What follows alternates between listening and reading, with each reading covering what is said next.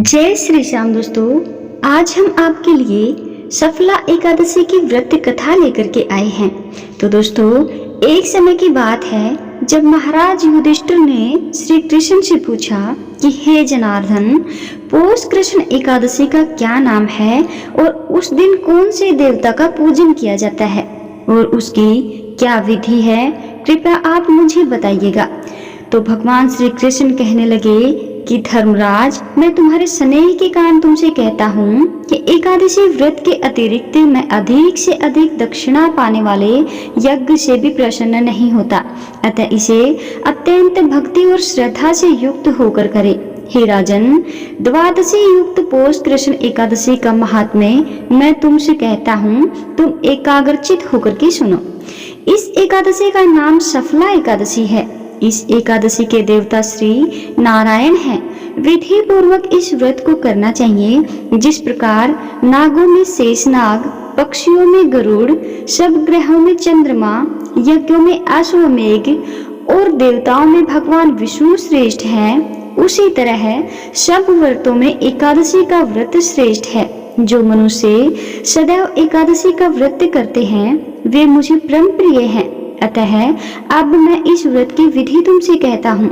मेरी पूजा के लिए ऋतु के अनुकूल फल, नारियल, नैवेद्य आदि 16 वस्तुओं का संग्रह करें। इस सामग्री से मेरी पूजा करने के बाद रात्रि जागरण करें। इस एकादशी के व्रत के सामान यज्ञ, तीर्थ, दान, तप तथा और कोई दूसरा व्रत नहीं है। 5000 वर्ष तप करने से जो फल मिलता है उससे भी अधिक फल सफला एकादशी का व्रत करने से मिलता है। तो हे राजन, अब आप इस एकादशी की कथा सुनिए। ये कथा मैं आपसे कहता हूँ। चंपावती नगरी में एक महिष्मान नाम का राजा राज्य करता था। उसके 4 पुत्र थे। उन सब में लुम्पक नाम वाला बड़ा पुत्र राजपुत्र महापापी था। वह पापी सदा परस्त्री और वैश्यागमन तथा दूसरे बुरे कर्मों में अपने पिता का धन नष्ट किया करता था। सदैव ही देवता, ब्राह्मण, वैष्णवों की निंदा किया करता था। जब राजा को अपने बड़े पुत्र के ऐसे कुकर्मों का पता चला तो उन्होंने अपने राज्य से उसको निकाल दिया। तब वह विचार करने लगा कि अब मैं कहाँ जाऊं और क्या करूं। अंत में उसने चोरी करने का निश्चय किया। दिन में वह वन में रहता और रात्रि को अपने पिता की नगरी में चोरी करता तथा प्रजा को तंग करके और उन्हें मारने का कुकर्म करता। कुछ समय पश्चात सारी नगरी भयभीत हो गई। वह वन में रहकर पशु आदि को मारकर खाने लगा। नागरिक और राज्य के कर्मचारी उसे पकड़ लेते, किंतु राजा के भय से उसे छोड़ देते।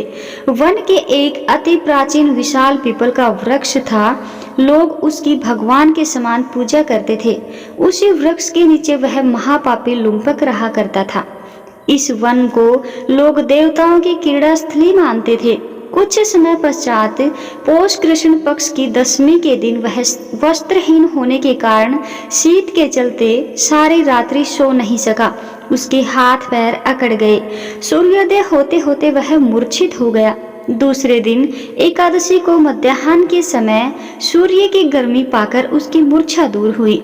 गिरता पड़ता वह भोजन की तलाश में निकला।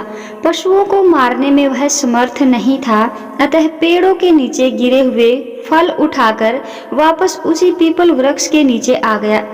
उस समय तक भगवान सूर्य भी अस्त हो चुके थे। वृक्ष के नीचे फल रखकर कहने लगा, हे भगवान, अब आपके ही अर्पण है ये फल, आप ही तृप्त हो जाइए। उस रात्रि को दुख के कारण रात्रि को भी नींद नहीं आई। उसके इस उपवास और जागरण से भगवान अत्यंत प्रसन्न हो गए और उसके सारे पाप नष्ट हो गए। दूसरे दिन प्रातः एक अति सुंदर घोड़ा अनेक सुंदर वस्तुओं से सजा हुआ उनके सामने आकर खड़ा हो गया। उसी समय आकाशवाणी हुई कि हे राजपुत्र, श्री नारायण की कृपा से तेरे पाप नष्ट हो गए। अब तू अपने पिता के पास जाकर राज्य प्राप्त कर।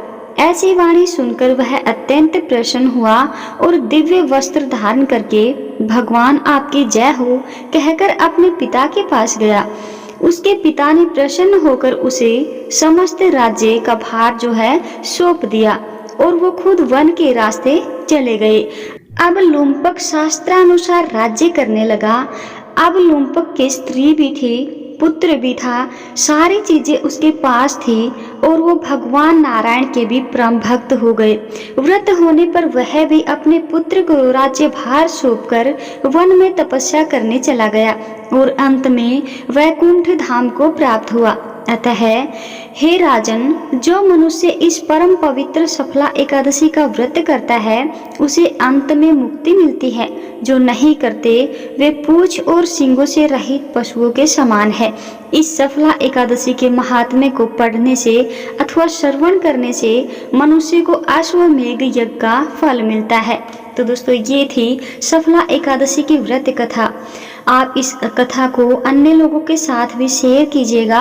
अगर आप एकादशी का व्रत नहीं रख पाते हैं तो आप इस कथा का श्रवण अवश्य ही करें। तो दोस्तों, जय श्री श्याम, जय माता दी।